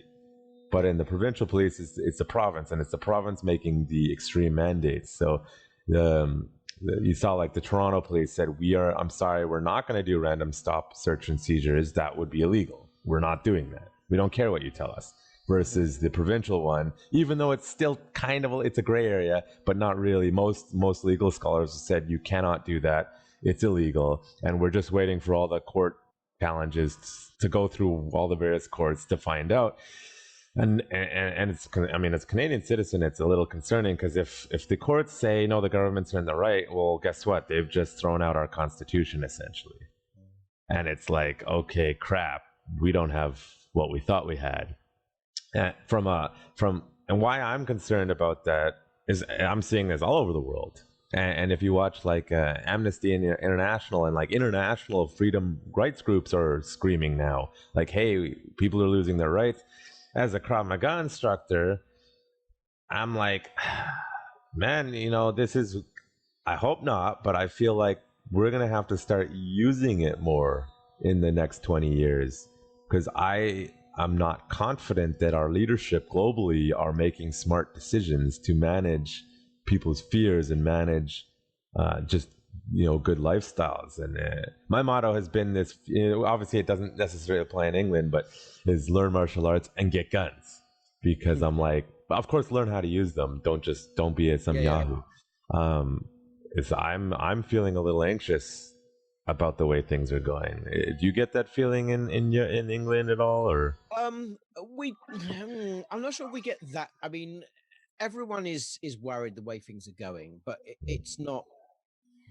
I don't think people are worried about guns appearing on the street, because I mean obviously we have them in gangs and stuff, but I mean I think if it's going to happen, it's a long way off. Yeah, If it's going to happen at all. Um, I think more people are worried about um, Big Brother more than yeah, anything else. I mean, in England, okay, so 20 years ago, most of the road traffic stuff was dealt with by the police. mm, So they would stop you, they would fine you for speeding, whatever. Now, everywhere you go in England, there's a camera. yeah, All the motorways, in all the cities, everywhere. So the police don't really have to stop you anymore. It's the camera catches you, you get a letter in the post, you were speeding, here's your fine. mm, You know, but those cameras are now everywhere. yeah, You know, and they're getting more and more and more and more. Taxes are getting higher. We're now banning certain cars from being in the cities. You know, I think people feel like their rights of privacy have been invaded. mm, You know, I'm not sure if it's right or wrong. I mean, in certain circumstances, having cameras everywhere can actually be good, especially if there's a fight or if there's something gone down. But in other circumstances, I think people feel uneasy. There's yeah, just too many cameras, and they know too much about you. yeah. So That does seems to Facebook and Google. People yeah. still use it. Yeah, I know. It's amazing how many people I talk to about that. I mean, I'm a former IT guy, and when I say, oh, have you got a Google account? Yeah, oh, they know everything about you. They're like, no, they don't. Yeah, they do. They know There's as much everything. they don't know about you, and they've got algorithm programs behind that. We'll find out every single thing about you. You Yeah. know, um, but yeah, but it's still a little bit of ignorance in the UK to that. Well, it's everywhere. There's ignorance everywhere on every topic about everything, and Yeah, yeah, but that I'm people. Some people get annoyed at me because it's not what they're expecting. I don't just teach though the techniques and the aggression. I teach people critical thinking, and I will talk about politics in class because to me it's relevant to self defense. And I'll give examples like, hey, did you know that there was a military coup in Thailand a few years ago? How many of you traveled to Thailand? And being aware of what's going on in the world, and I integrate mental health a little bit, relating to self defense, and like say, let's talk de-escalation. Um, if I can't talk to you about your mental state, then de-escalation is not something you might be good at if you are an easy to anger person. And I'm trying to create a more holistic environment. A lot of people hate that because they want shut up and just I want to train. But for me, it's like I need you to understand that in this world, it's so complicated. You need to be able to defend yourself from everything yeah, nowadays. yeah. Is that something you think about, We're or? very similar to that. We're very, very similar to that. I mean, we do every now and then we'll bring a PowerPoint presentation out. Stop the class and do a presentation. Especially if we're working with instructors or high level students. We'll start talking about human rights, Hmm. start talking about de-escalation and escalation and how to deal with it. Soft skills. I mean, one of the biggest things that I'm into at the moment is talking about and showing soft skills. And people go, I don't want to do that. I'm not interested. Give me a pair of boxing gloves, and Yeah. I want to hit the other guy. And I'm like, but that's just one small part of it. But that's what people want. People Yeah. just want to come into the gym, hit each other, go home, and be happy. Because they get that adrenaline rush from hitting each other, and we've kind of we're trying to change it. I mean, I will say we've probably still got a few clubs that do that. Hmm.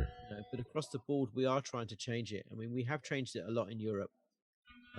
We're getting a lot more clubs now to go online and talk to their students and actually have sessions with them, not just because of COVID, even before COVID, of actually, having online. So what they talk about, someone starts a topic and then they all start talking.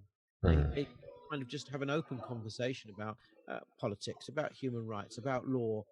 And it's amazing how many, people actually starting to go, well, actually, this is quite good. We actually do like this. And there's still a few that don't. It's been very hard in this country. This country, the attitude is that they don't really want to know. They don't want to know about politics. They don't want to know about the law. They don't want to know about human rights. I just want to hit him. I want to train hard. I want to hit him, and we are trying to change it, but it's not easy. It's not Yes, easy. definitely not. I for sure have one. I'm in Vancouver, which is a very left-wing city, and even for Canada, not as bad as Toronto, but still. And coming from a Krav Maga military, I'm more center right. So I'm going to say things they don't like, but also you do get the guys they don't want to hear it, and it does affect business. But I'm like, I don't know.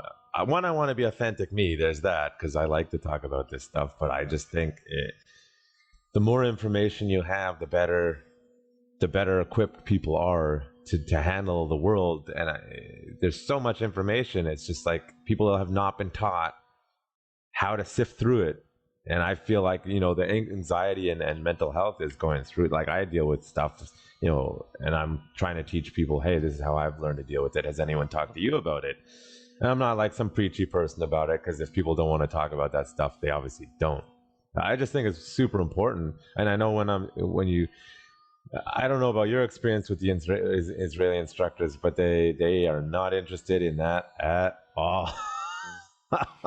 It's a man's world.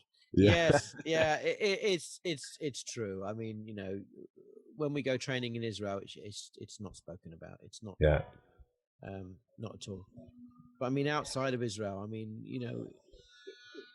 and maybe it will get there one day, but it is becoming a bigger subject. I mean, mental health, both men and women. But what we're finding is, if you start talking about, again, on instructor courses, we have a whole day of soft skills. We talk about soft skills. We talk about mental health. We talk about law and stuff like that. And when you start talking about mental health, all the women are quite happy to tell you things that you're quite shocked about, and all the men just sit there with their mouth shut and everything's fine, no problem with me. Everything is absolutely fine. Yeah. And then at lunchtime, you're drinking coffee, and they'll come to you and go, "Do you know what? Do you know what, Adrian? Actually, this happened the other. And why didn't you talk about it when we're like, oh no, I don't want to talk about it in front of other people. Yeah. But you're telling me what's the difference? Yeah. But that's it. Again, I can't talk for any other country. In England, it's very much, we have this thing in England. Sorry, someone's knocking at the door. Sorry. No worries. I'm in a live interview. I don't know. Half an hour. Sorry. It's a tea time. Yeah. Yes. Where was I? Yeah. The attitude in England is it is changing, but it's still very much a stiff upper lip. I'm I would say British. Let's say English. I'm English, British, whatever people want to call themselves, and I don't need to talk about my problems. Yeah. And actually, it is changing. It is changing, but it's taking a long time. It's taking a long time for things to change. I mean, I'm very lucky, as I said, that I work with some guys who are and some ladies who are amazing. And the last few years, we seem to have more of our instructors are going in or working in the mental health industry, and we're getting some great information to come back. We built a portal. We started building a portal for instructors about 5 years ago, and it's kind of it's come a long way since then. But whenever we get new instructors, they always get shocked when they first log on to the portal, because the first thing they learn on the portal is how to teach, how to deal with mental health, how to deal with people with disabilities, and they're like, where's all the videos of how to punch someone? Like, well, they're there, but they're kind of like, you have to go all the way down to the bottom and it's under that. But you need to read all this stuff first. Yeah, we don't need to read all that. Well, actually, yeah, you do really. Yeah. I mean, a good teacher, I mean, let's go back to traditional martial arts, okay? Because I've been doing karate for years and years and years, and I was always taught a good teacher is someone who can't just kick and punch. A good teacher is someone who can dance with people, Mm. who can talk to people, who can entertain, who can listen, who can advise. And I think that's kind of with a lot of the younger generation. I think it's kind of missed or forgotten or not taught. Yeah. Because what I'm seeing at the moment, especially from the younger ones coming along, is all, as I said, all they want to do is punch and kick, Mm. and see how strong they are and, how much they can hurt the other person. And I'm like, well, how does that make you a teacher? Yeah. Um, um, I'm very lucky to work with some of the older guys here. I belong to an organization which is at the moment in the middle of disbanding, which is quite sad, called the Mm. Masters. And it's guys who are like 70 plus, and you never mess with one of these guys. When you're on Yeah. a course of one of these guys, they all look old. Half of them come in with walking sticks, and all of a sudden they get on the mat. So you just don't want to mess with them. But the experience they have, and you listen to them, and it's literally what we're talking about now. It's all about, do you know what's going on in the world? Mm. And then, okay, let's show you this punch. Okay, anyway, so we've shown you that. Okay, so how are you living at home? And all these people are looking at them every now and then. They'll just come out with things like that, and I'm sitting, I'm loving it. I'm lapping it all up, and I'm thinking, this is great. Yeah. But you see all the younger ones going, why am I here? Yeah. What do I want to listen to this old man for? And I look at them and I think, you've got no idea.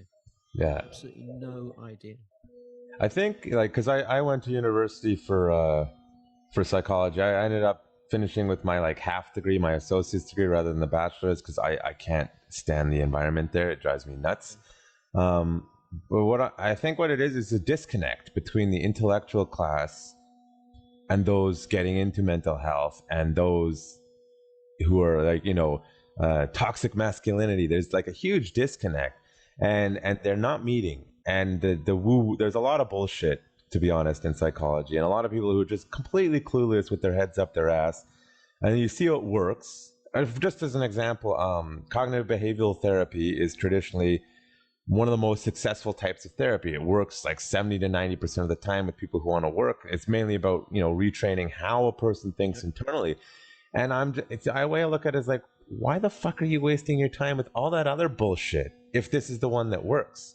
And then the way they talk about it, a lot of men don't want to hear it. And I've started reframing it as I'm actually writing a blog post series on this about the Jeff Cooper mental awareness color code, white, yellow, orange, red, black, and then reframing that combat model can be used for both mental health and for combat. There's no difference because it's your nervous system, and there is zero difference between how you feel when you're about to go fight or flight versus how you feel if you feel you're personally attacked. Your body doesn't know. And I think there's just too much fluff and too much extra, and nobody's trying to simplify it. And that's the way I've started approaching it, because how can I explain it to a lot of the macho guys in my class that don't want to hear it? Well, I relate it to combat. I just use a combat model. And then I can use that same model to talk to people about I don't really like the way the whole psychological mindfulness is being sold, because people will think, oh, it's a monk on a mountain meditating, and people can't relate to that. And you hear all these very wealthy people talking about it. It's hey, asshole, you can go spend money for some retreat where you don't have to do anything for a year to work on that. The average person can't. It's not relatable. And so I'm trying to, when I explain it to my students, I'm trying to make it as relatable to what they're learning right now. So I'll give an example of a self-defense scenario. What mental state are you in? And then compare it to a non-combative situation, right? Yeah. Someone with severe anxiety is basically walking around in the color code mental orange or red.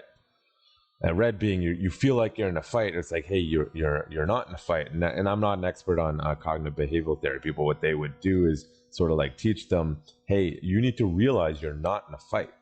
And that's what it is being aware of what state are you in right now, and do you need to be in that state? Are you really threatened right now? And we're seeing that with the internet, is everyone feels threatened all the time. Yep. COVID. Everyone's threatened all that. Are you actually? And a lot of times the answer is no, but people are acting like they are. And my for PTSD, I don't have PTSD. I have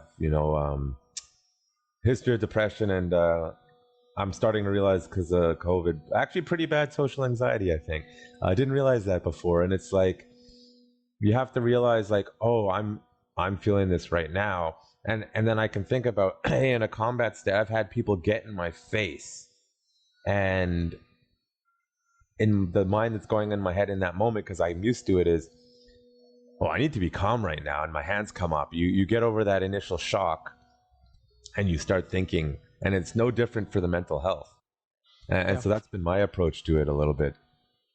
When we talk about this, we talk about the free paths. So we kind of say, whether it be on the internet, whether it be a fight, whatever the situation, we say what's going on in that person's head, what's Mm, going on in the other person's head, which is very, very different from what's going on. And then you've got the bubble in the middle of what's actually mm. really happening. Yeah. And 99% of the time, there's nothing actually really happening. It's just in my head, I'm thinking, oh, the motherfucker, and in your head, you're thinking, what did I do? What did I Yeah. do wrong? I'm not sure. And then a bit in the middle's going, there's nothing actually happening. Yeah. They're just, talking. The occasional is when there's a fight, when that bit in the middle is what actually could happen or does happen. But yeah, there's that definite split there that we've definitely seen it over the internet when Mm, someone can wind someone up, yeah. and that other person gets so angry, like the keyboard warriors, whatever they Yeah. want to call them, you know, that unfortunately we've seen suicide committed. We've seen Mm, people actually committing suicide because they've got so wound up over what someone said yeah. instead of, hold on a second, you know, you had mental health issues, you know, it's a sad situation that they never sought help, but turn the computer off. Yeah. How hard is that to do? And don't get me wrong, I'm not making excuses for anyone bullying anyone else because it shouldn't happen. Yeah. It shouldn't happen under any circumstances. And I think a lot of these internet service providers have, the big boys have got a lot to answer for, Yeah. because there's a lot of stuff that they could control and they don't. It's Yeah. all about making money rather than anything else. But I had someone approach me a few weeks ago and said, I've been bullied so bad on the internet. This person just won't leave me alone, and they keep saying this and they keep saying that. And I said, oh, and who are they? Oh, they're on my friends list. Block And them. I said, yeah. I said, defriend them. Oh no, but if I do that, they know I've done it. And I'm like, but they're offending you. I don't understand why. Oh no, I can't. I couldn't really do that. It would be wrong, and everyone else would say, why have I befriended them? And what? Sorry, why have I defriended them? And I'm like, what planet are you on? Yeah. You've just come to me and you complain for an hour that they've said this and and some of the things they'd said were terrible. You know, and I Yeah. said, all you need to do is click a button. But people seem to find that really, really hard. I think people are scared of losing friends on Yeah. the internet because it's a new kind of friendship. It's something that's very different, especially for the older generation, for my generation. I mean, okay, I spent years now on computers, Mm, and so it's nothing new for me. But for a lot of people my age who've only got into computers in the last 10, 15 years, it's a new thing to have all these friends. And if someone insults you, it yeah. seems to really, really hurt them. you Yeah. know. Whereas I'm pretty quick. Someone says anything bad to me and defriend, click, Yeah. defriend, click. I don't care. Yeah. I mean, that's the other thing with my organization.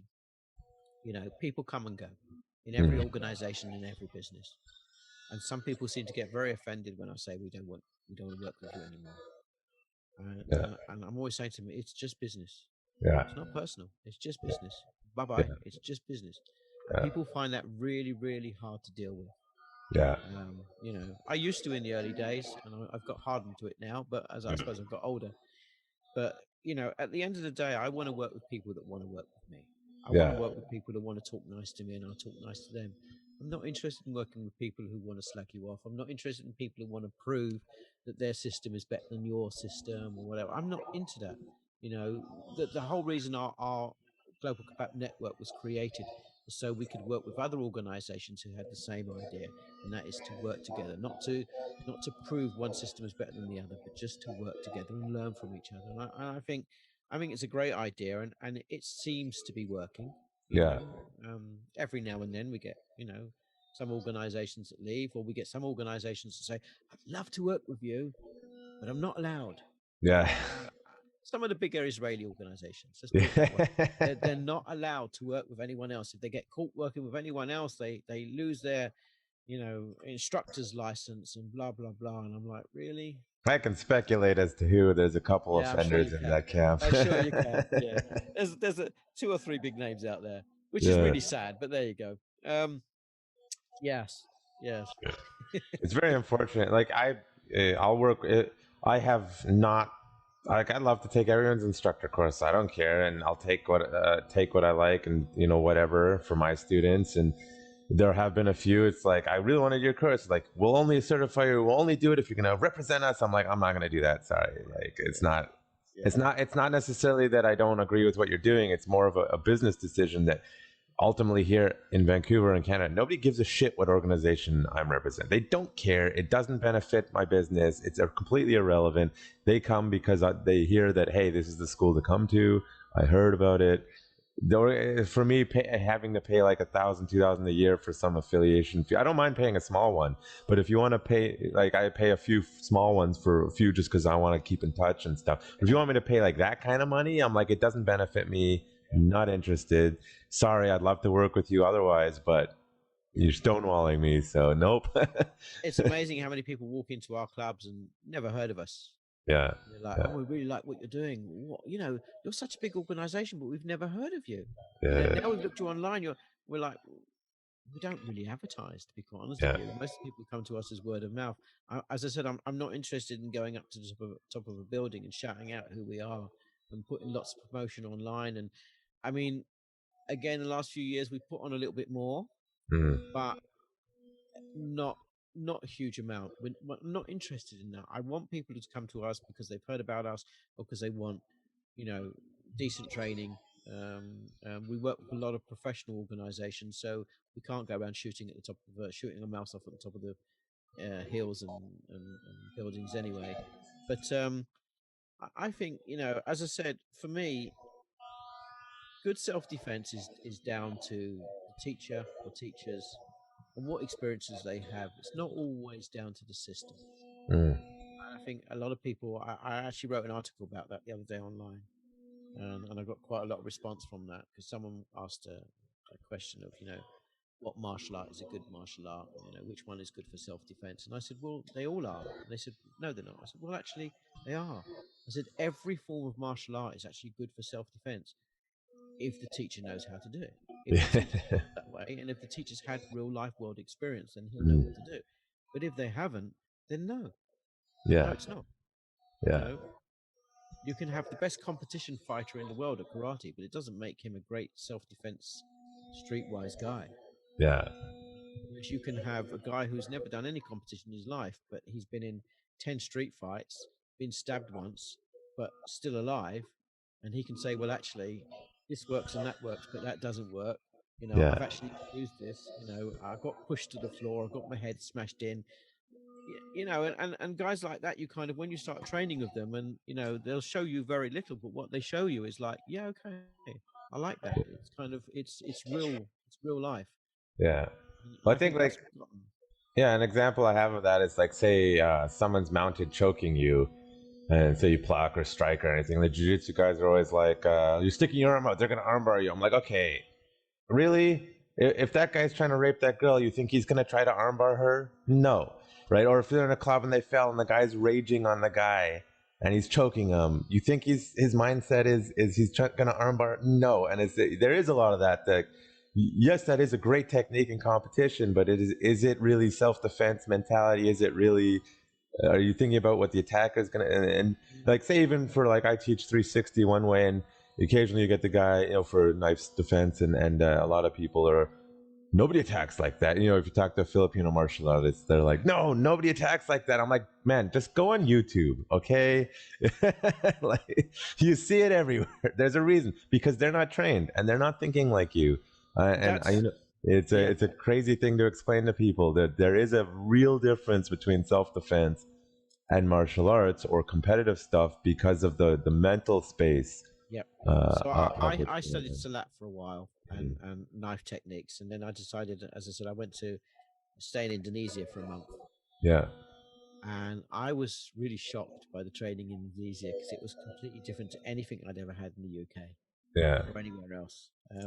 Out there, I was introduced to um, training with real live blades, training with mm. real weapons. Which is terrifying. Yeah, and for them, it's just totally normal. Everyone, especially in Surabaya, Mm, everyone who's old enough to walk carries a knife. yeah. Everyone, and the older guys, they carry. I'll show you now. Something called a schlurette. Mm. Oh, that's a fun one. So, Looks like a scythe for cutting yeah, wheat almost. Yeah, so they carry that down their pants. yeah. In Indonesia, it's pretty Because they standard. want to self circumcise themselves accidentally, I guess. Yeah. How they carry that doesn't happen, I do not know. But they all seem to carry them down their pants, and the younger ones carry smaller weapons. But everyone has a weapon. Yeah. Everyone. Yet knife crime is actually very low.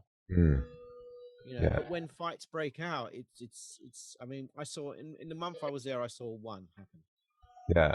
and it was pretty. Gruesome, I imagine. Yeah. Yeah, pretty. Yeah. Gruesome. I mean, that's actually there's a line of thought that it's hot.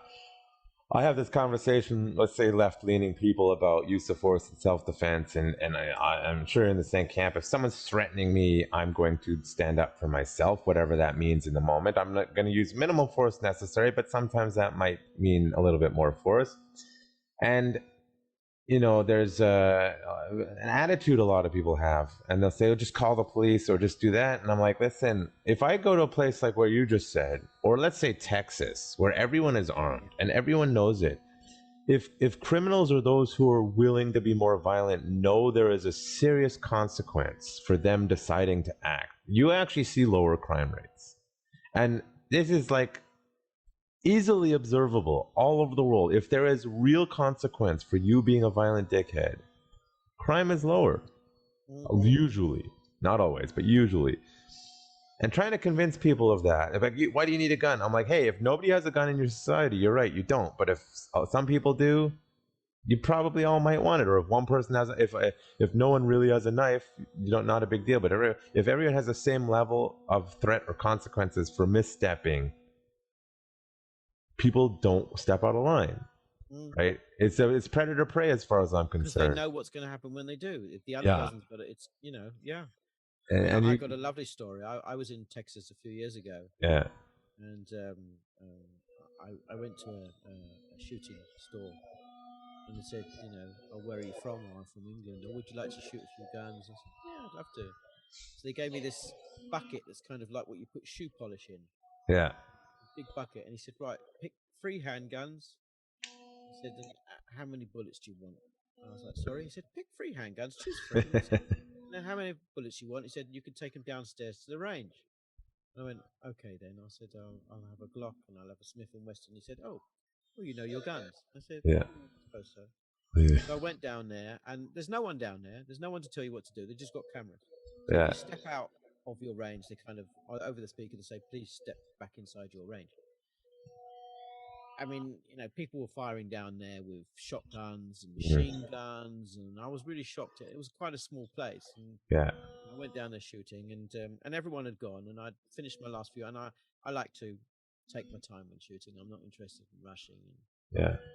And I went back upstairs, and the guy said to me, oh, that was pretty good. And then I saw a Galil on the wall. Yeah. And I said, is that a Galil? Yeah. And he looked at me and he said, you know what that is? I said, yeah. I said, I used to have one of them when I was in the military. And he said, really? Yeah. What military were you in then? I said, I was in the Israeli military. And he starts speaking to me in Hebrew. Oh, yeah. And that was it. We then grabbed some machine guns and handguns, and we spent the whole afternoon downstairs running from aisle to aisle, shooting like 2 little boys. and I said to him, I can't really afford it. He said, I haven't asked for any money. Yeah. This is really good fun, he said. And and it was just crazy. And then he said to me, how long you here for? I said, I'm just here for a few weeks. I'm with my wife and my kids and whatever. He says, do you want to borrow a gun for the few weeks you're here? I Yeah. want to borrow a Very gun. Texas. Yeah. Very And I said, Texas. sorry, borrow one. He said, yeah. He said, in a couple of weeks you can bring it back. I said, I'm all right. He said, are you sure? Yeah. And he looked at me as though, but you need one. Yeah. And I said, I don't need a gun. And he went, no. You just borrow. I said, I don't need one. And he was so shocked that I didn't need one. I was actually quite shocked that he was willing to lend that. It's Texas. Yeah. Yeah. It's It different. was quite shocking. Yeah. Yeah. And I was talking about like Canada. I'm like, in Vancouver, do I really need a gun for self-defense? No, not really. But there are places where, like, let's say I'm parts of Toronto, I would probably want one, but it's not allowed. It really depends on the area. But to me, it comes down to like the self-defense mentality. Like I think that's what's going on with a lot of the younger people nowadays. They have had experienced no real consequences for anything. No. And they're just mouthy, and they're not getting any. No matter whether they're right or left wing or whatever, I can say whatever I want with no consequences. There's nothing you can do. I'm going to call my mom. And that's sort of the attitude, We get that here. I mean, I've been threatened a few times. Yeah. I have had the young ones coming up to me, so I'm going to cut you. I'm going to cut Yeah. you till you bleed. And I'm like, yeah, okay, really, that's nice.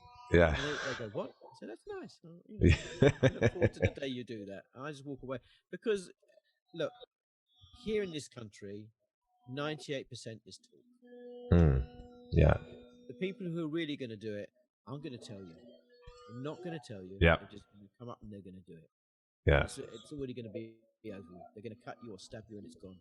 Yeah. The ones who talk about it, 98% of the time, they still might have a knife.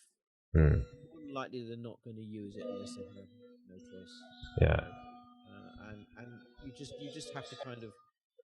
It does worry me sometimes. I'm not going to say it doesn't worry me, but I kind of smile at them when because across the road from where we live, there's a few young gangs. Yeah. Very silly boys, but they're in gangs. Yeah. You have to be a little bit careful.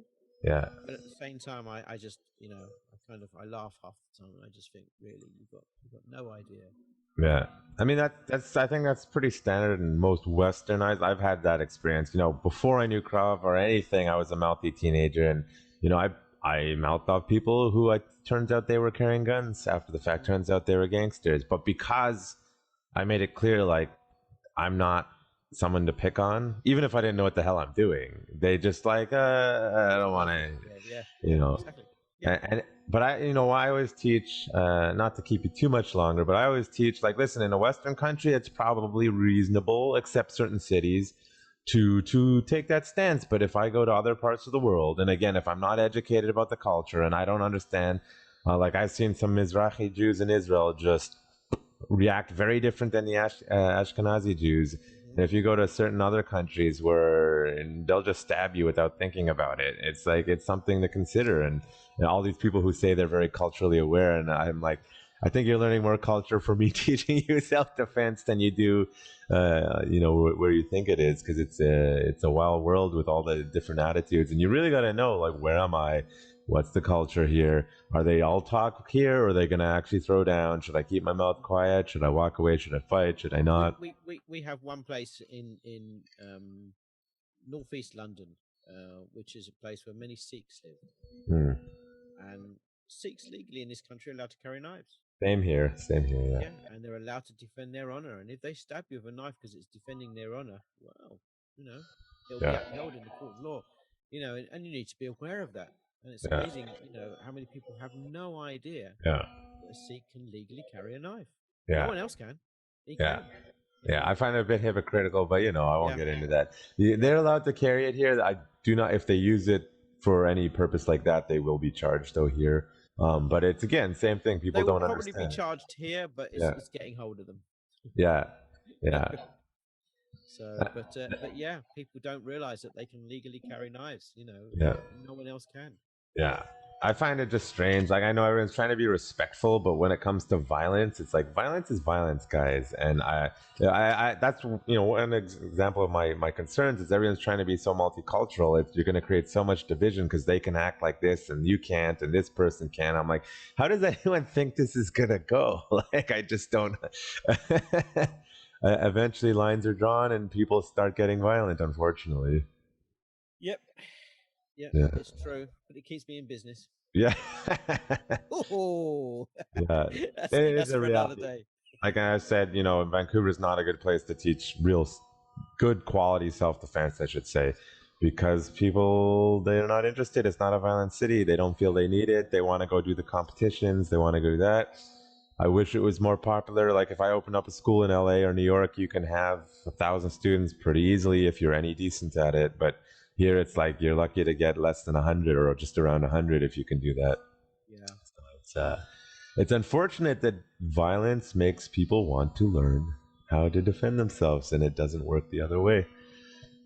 One last thing I'm going to say, is we find the majority of people who want to learn are all big, strapping young men. Mm-hmm. And the people who need to learn very rarely come to the gym. Yep. And I find that very disappointing. Yeah.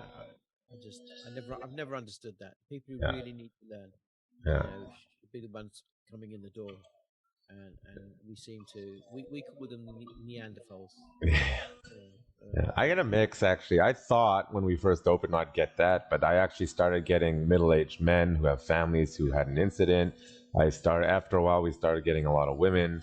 Now the people who need it don't usually stay long enough, unfortunately, to get good enough. But I'm quite happy on our end that even though I don't have as many students as I'd like, as consistently as I like, I'm getting quite a wide variety of people for all. We get that in our smaller satellite clubs. Yeah, which is really nice.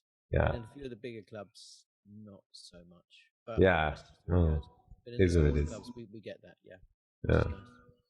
Well, yeah, it's because I think it's getting late where you are, but I'm super happy to hear you're doing what you're doing, and you've done really well. And when I'm in England next, I'll love to come and visit your clubs. Yeah, lovely.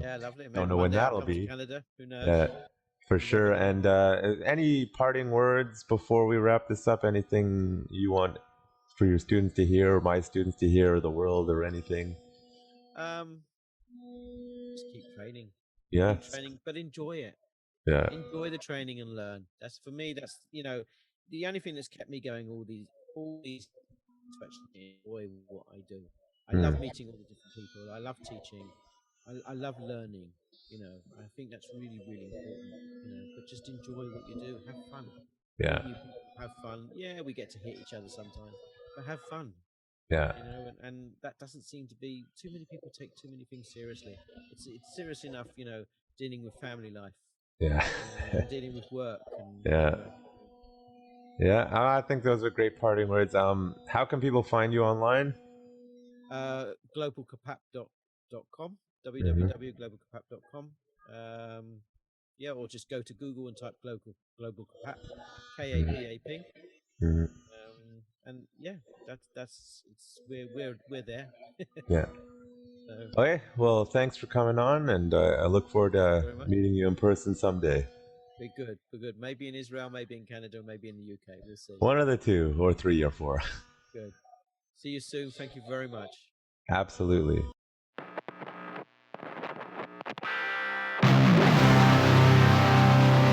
You're listening to The Warriors Day. Brought to you by Urban Tactics Krav Maga. Turning lambs into lions.